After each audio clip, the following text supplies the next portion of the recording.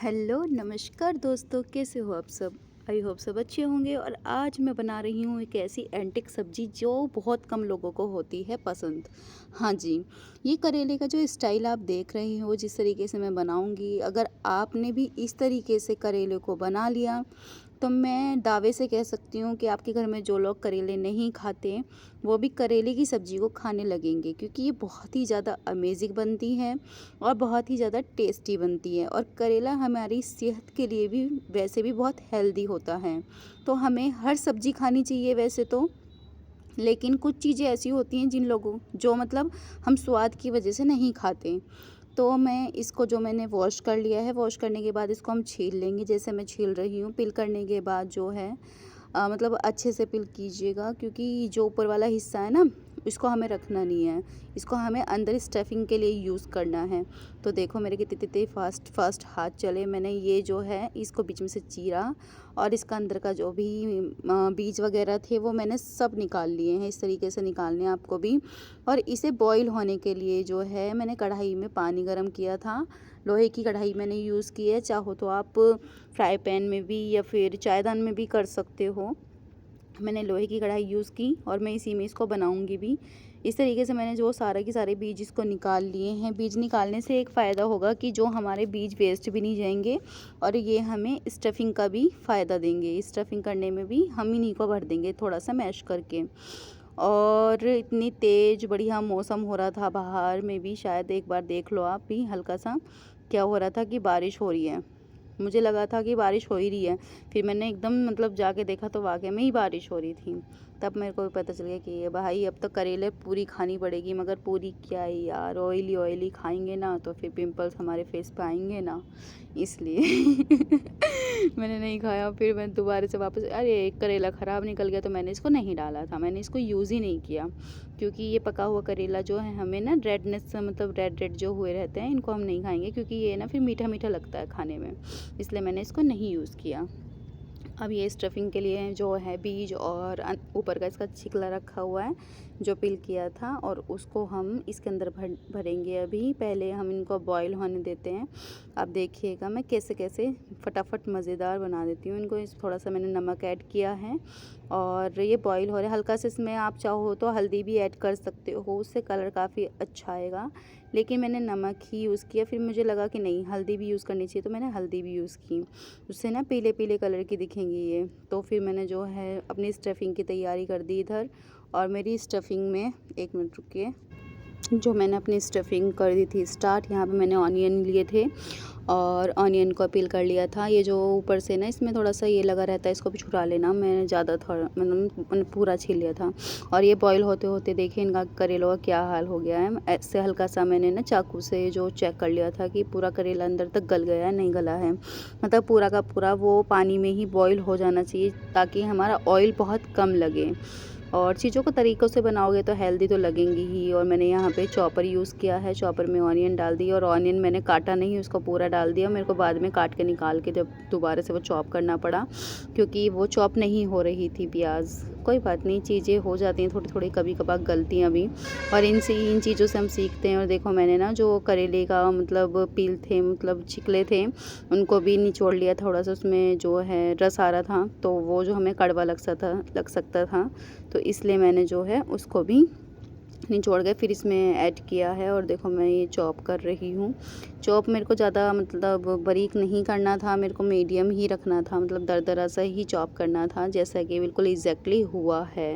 Yes, इसी form में रखना था। और मैंने प्याज को सॉरी करी कढ़ाई को मैंने दोबारा से जो है रख दिया था गैस पे, और उसमें थोड़ा सा किया था ऑयल ऐड। और अभी इसकी स्टफिंग रेडी होगी, तो स्टफिंग में थोड़ा सा टाइम लगता है और दोस्तों। और मैंने इसमें डाल दिया है मेथी दाना। और आप लोगों के यहाँ पे करेले किस तरीके से बनाए जाते हैं मुझे आप बता सकते हो। मैं हमारे यहाँ तो मेथी दाने से ही छोके जाते हैं। और उसके बाद इसमें ज़्यादा एडिशनल मसाले यूज़ करने की ज़रूरत नहीं है। मैगी मसाला डालो या बिरयानी मसाला या फिर कुछ भी कोई भी ऐसा मसाला डालने की ज़रूरत नहीं है। It's a simple recipe, but is a very expensive and very tasty. Expensive इसलिए बोल रही हूँ क्योंकि ये आपके हेल्थ को बहुत बेनिफिट करती है, और जो चीज़ें हेल्दी हों वो हमारे लिए एक्सपेंसिव ही हैं आज के टाइम में। तो यहाँ पे मैंने इसको ऐड कर दिया था, जो भी मेरी स्टफिंग रेडी हुई थी। और देखो आप अब इसमें से जो है मतलब ये एक तरीके से सौटे हो चुकी है, हमें ज़्यादा इसको पकाना नहीं है, क्योंकि अगर हम इसे ज़्यादा ही पका देंगे तो ये जो हल्का सा क्रंच होता है ना वो बिल्कुल इसका ख़त्म हो जाएगा, ताकि ये तब ये अच्छी नहीं लगेगी। और यहाँ पे मैंने हरी मिर्च यूज़ की है, क्योंकि मुझे हर सब्ज़ी में हरी मिर्च डालने की आदत है। मुझे हरी सब्ज़ी में हरी मिर्च बहुत पसंद है। मैं मोस्टली रेड मिर्च स्किप करती हूँ, रेड चिलीज़ मैं बहुत कम खाती हूँ, मैं ग्रीन चिलीज़ ही खाना पसंद करती हूँ। और मैंने यहाँ पे जो है स्टफिंग में भी ग्रीन चिली ऐड करने का निर्णय लिया, जो कि मेरा निर्णय काफ़ी बेस्ट रहा, क्योंकि इसका जो रिज़ल्ट आया निकल के वो काफ़ी अच्छा था। तो आई कांट एक्सप्लेन कि आप अगर खा पाते तो शायद आप बता पाते कि कितना अच्छा लग रहा था ये खाने में, और आगे भी देखिएगा भी। और यहाँ पे मैंने ग्रीन चिली ऐड कर दी है, और ग्रीन चिली ऐड करने के बाद मैं इसको थोड़ा सा चला रही हूँ। और बस ये मोस्टली मतलब ये 95% पक चुकी हैं, और इस स्टफिंग को हमें इसी फॉर्म में जो है गैस मैंने ऑफ़ कर दिया था। ज़्यादा कुछ ऐड नहीं करना, हल्का सा सॉल्ट ऐड करना है, क्योंकि सॉल्ट हर चीज़ में चाहिए, है ना, मसाला।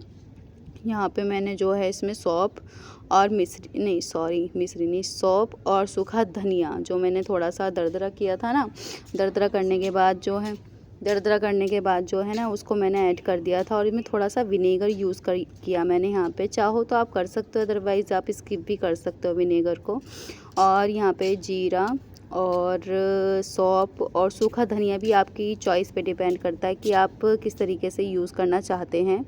अगर आप चाहो तो डाल सकते हो, अगर आपको लगता है कि ड्राई मतलब ये ड्राई जो मसाले हैं ये नहीं हमें डालने, तो आप उसको स्किप भी कर सकते हो, बिल्कुल ऑप्शनल है, आपकी चॉइस पे डिपेंड करता है। क्योंकि अगर आप मेरी तरीके से बनाओगे प्रॉपर और वो बाद में आप खाओगे नहीं तो वो चीज़ें गलत है ना, तो आप अपने हिसाब से बनाएं। और बाकी जो मैं तरीका बता रही हूँ इस तरीके से आप बना सकते हो। तो यहाँ पे जो है हमारे करेले जो थे वो ठंडे हो चुके थे, और अब मैंने इनको फटाफट फिल कर दी इसमें स्टफिंग ज़्यादा थी, मैंने 4 करेलों के हिसाब से बनाई थी, लेकिन एक करेला हमारा चला गया था बेचारा डस्टबिन में तो यहाँ पे मैंने जो है थोड़ा सा तेल ऐड किया और इनको पकने के लिए छोड़ दिया। और ये थोड़ा थोड़ा से यहाँ से ना गोल्डन ब्राउन हो जाएंगे। करेलों की जो बाहर की परत है ये बिल्कुल ऐसी कुरकुरी हो जाती है, एकदम बढ़िया बेहतरीन लगते हैं खाने में। और चावल के साथ भी आप इनको खा सकते हो, चाहो तो आप रोटी से या पराठे से भी इनको खा सकते हो। You can depend on your choice. तो क्या होता है कि यहाँ पे ना मम्मी बोल रही थी कि जितना टाइम तुझे इसे लग रहा है ना बनाने में, इतने में तो 1 किलो करेले मैं ऐसे कुकर में छोंक के बना देती। मम्मी से बोल रही थी मम्मी खा के देखना अब कितने टेस्टी बनेंगे ये वाले। और यहाँ पे मैंने सोचा कि यार पराठे बनाऊँगी तो टाइम लगेगा, मैं कुछ और ही बना देती हूँ। फिर मैंने यहाँ पे ना चने की खिचड़ी बनाने का निर्णय लिया, क्योंकि मैं चावल हर चीज़ से खा सकती हूँ, मुझे चावल बहुत पसंद हैं खाने। तो चने की दाल ये रही, और मैं लेके आऊँगी अभी राइस। ये वाली जो खिचड़ी बनती है ना हमारे यहाँ पे नाश्ते में खाई जाती है, आपके यहाँ पे भी अगर बनती हो तो मुझे बताइएगा। और मैंने यहाँ पे ना चने की दाल थोड़ा लेट गलती है और चावल हमारे जल्दी गल जाते हैं, तो 2 सीटी मैंने इसमें मारी, और 2 सीटी मारने के बाद मैंने चने की दाल निकाली। अब इसमें चावल ऐड करूँगी इस पोजीशन पे, क्योंकि चावल हमारे जल्दी पक जाएंगे, चने की दाल नहीं पकेगी तो वो भी हमें फिर खाने में स्वाद नहीं देगी। चीज़ें कच्ची भी नहीं होनी चाहिए और चीज़ें ज़्यादा पकी हुई भी नहीं होनी चाहिए। खाना बहुत सोच समझ के बनाया जाता है, खाना बनाना एज एक स्किल है, जिस चीज़ को मैनेजमेंट कह सकते हो आप, क्योंकि मैनेजमेंट होगा तभी चीज़ों को स्वाद आप निपुणता से दे सकते हो, अदरवाइज़ आप टेस्ट देने में ना सफल हो जाओगे। फिर सफल होना है तो चीज़ों को बहुत ही सोच समझ के मैनेज करके बनाना पड़ता है। लोग कह देते हैं कि खाना बनाने में क्या यार कोई भी बना देगा खाना, तो लेकिन खाना कोई भी नहीं बना सकता अगर उसे मैनेजमेंट का ना पता हो कि कौन सी चीज़ कितनी डाली जाएगी। तो यहाँ पे मैंने कुकर को वॉश करके दाल साइड में निकाल के कुकर को वॉश करके सिर्फ इसमें मैंने जो है सरसों का तेल और जीरा और हल्की सी हल्दी यूज़ की है, अदरवाइज़ मैं इस खिचड़ी में कुछ भी नहीं डालूँगी दोस्तों। और इस खिचड़ी का जो टेस्ट होता है ना अल्टीमेट होता है, बहुत ही ज़्यादा टेस्टी लगती है। मगर इसकी एक खूबी है खिचड़ी की कि आपको इसमें ना देसी घी डाल के खाना पड़ेगा, देसी घी नहीं डालोगे तब तक स्वाद नहीं आएगा। और देखो पानी भी मैंने दाल का ही यूज़ कर लिया था, थोड़ा सा पानी और एडिशनल मुझे ऐड करना पड़ेगा क्योंकि चावल भी मैं ऐड करूँगी इसमें। तो यहाँ पे मैंने चावल अपने वॉश कर लिए हैं और चावल भी ऐड कर दिए इसमें, और नमक आपको इसमें डालना पड़ेगा प्रॉपर। ऐसे ही आप कह सकते हो कि चने की दाल की खिचड़ी बनाई जा रही है, लेकिन हम लोग तो इसे नाश्ते में खाते हैं। आप इसको डिनर या फिर लंच में भी खा सकते हो। It is very healthy, but ये होनी चाहिए गरम गरम, क्योंकि जब तक आप इसको गरम खाओगे ना तो इसका जो स्वाद है वो बहुत ही बेस्ट रहता है। अदरवाइज़ इसका जो टेस्ट है वो डाउन हो जाएगा अगर ये ठंडी हो जाती है। तो फिर हमने जो है कुकर, अब मैंने पानी चेक किया कि पानी बिल्कुल ठीक है, नहीं है, पानी बिल्कुल ठीक लग रहा था मुझे। तो यहाँ पे मैंने इस टाइम पे ही इसको ढक्कन को लगा दिया था कुकर के। अब इसमें भी 2 सीटी लगी, मतलब 5 मिनट रुक जाओ, 2 सीटी के अप्रोक्स लगती हैं। अब सबके कुकर का अलग अलग रिवाज होता है कि तुम लोग ना क्या मतलब किसी किसी का कुकर में 1 सीटी लगती है, किसी में 2 लगती है। अब देखो हमारे चावल कितने खिले खिले बने हैं यार, बहुत ही बढ़िया बेहतरीन खिचड़ी बन गई है। तो यहाँ पे मेरा रेडी हो गया था। इधर साइड में भिंडी थी, चावल थे, रोटी थी और करेले की सब्जी थी। थाली में मम्मी को दे के आ रही थी, लेकिन मेरा मन कर रहा था कि सबसे पहले मैं ही खा लूँ, लेकिन बहुत ही टेस्टी था। मम्मी ने यहाँ पे जो है नहा वहा के पूजा वूजा करके मम्मी कह रही थी लाल मेरे को दे दे, मतलब चाय वगैरह। मैं कह रही आप चाय नहीं, आप ये खाओ। मम्मी कह रही थैंक यू। करेले बताओ, करेले कैसे बन रहे? निकाले हैं, ठंडा नहीं किया था। मम्मी कह रही लाने तेरे टेस्ट करेगा, लेकिन तुम्हें पता ही चलेगा होता है ना जब इंसान अलग तरीके से बनाए ना। हाँ, अलग तरीके से ना, तो माँ बाप को लगता है कि बच्चा निराश ना हो उस चीज़ से। हल्का सा नमक हो सकता है, ज़्यादा है ना, कम मेरे को ज़्यादा लग रहा था। मतलब अपना काम छोड़ के खाना टेस्ट कर लिया। Thank you. तो मम्मी ने खाना खा लिया। मम्मी को तो ऑलमोस्ट सारा खाना पसंद आया। इस तरीके से आप भी करेले बनाएं और खाएं। और ये वाली जो खिचड़ी मैंने बनाई है ये हमारे घर में काफ़ी टाइम से बनती आ रही है, बहुत अच्छा लगता है, प्रसाद जैसी खिचड़ी है बिल्कुल। और थैंक यू सो मच ऐसे ब्लॉग्स देखने के लिए। चैनल से जुड़े रहिए। Bye bye.